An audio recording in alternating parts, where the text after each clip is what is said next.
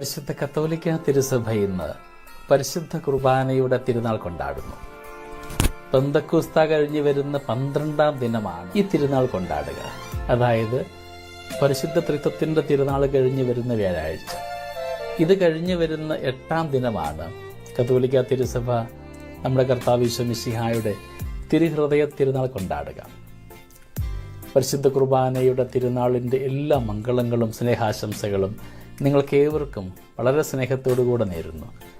ഇന്ന് ഇങ്ങനെയൊരു തിരുനാൾ ആഘോഷിക്കുമ്പോൾ നാം സ്വാഭാവികമായിട്ടും ചിന്തിക്കാം, പെസഹ വ്യാഴാഴ്ച നമ്മളിത് ആഘോഷിച്ചതല്ലേ എന്ന്.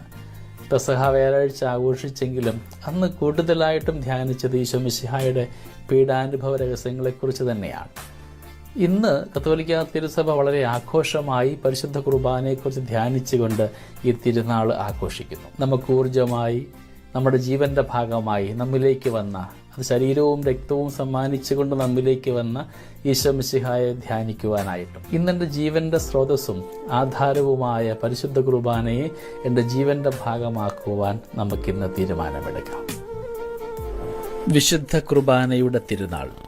പെന്തക്കോസ്ത കഴിഞ്ഞ് 12-ാം ദിവസം വ്യാഴാഴ്ച തിരുസഭ വിശുദ്ധ കുർബാനയുടെ തിരുനാൾ ആഘോഷിച്ചു വന്നു.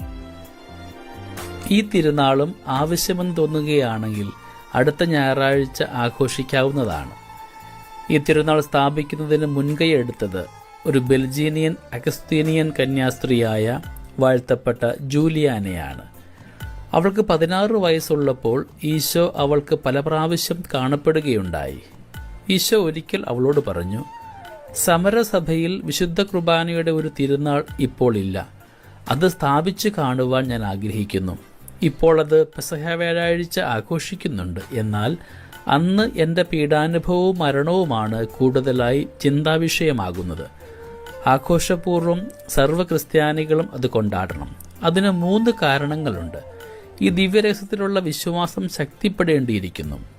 ഇപ്പോൾ അത് ചോദ്യം ചെയ്യപ്പെടുകയാണ്. ഇനി അവിശ്വാസം വർദ്ധിക്കുകയുള്ളൂ.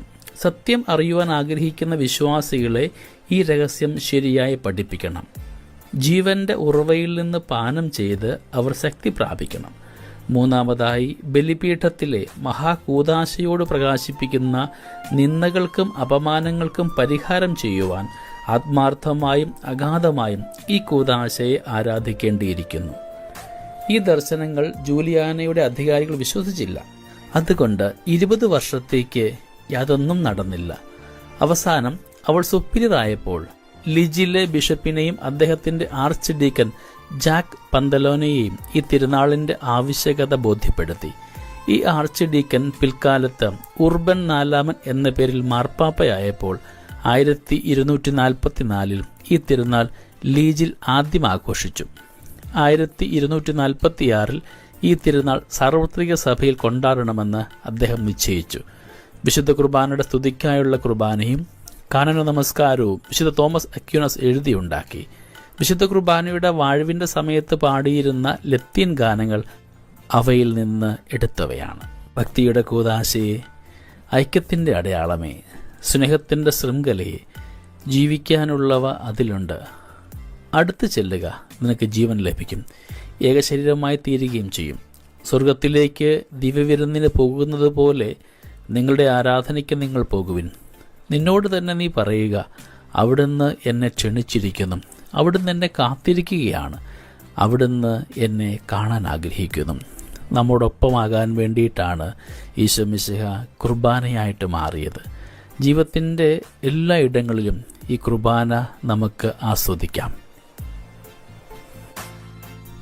പരിശുദ്ധ കുർബാനയുടെ തിരുനാളിൻ്റെ എല്ലാ മംഗളങ്ങളും ഏറെ സ്നേഹത്തോടുകൂടെ നിങ്ങൾക്ക് ഏവർക്കും നേരുന്നു. കുർബാന ജീവന്റെ ഭാഗമാകുവാൻ, അതൊരാഘോഷമാക്കുവാൻ, അത് ആസ്വദിക്കുവാനായിട്ട് നമ്മളെ ഏവരും യോഗ്യരാക്കണമേ എന്ന് നമുക്കിന്ന് പ്രാർത്ഥിക്കാം.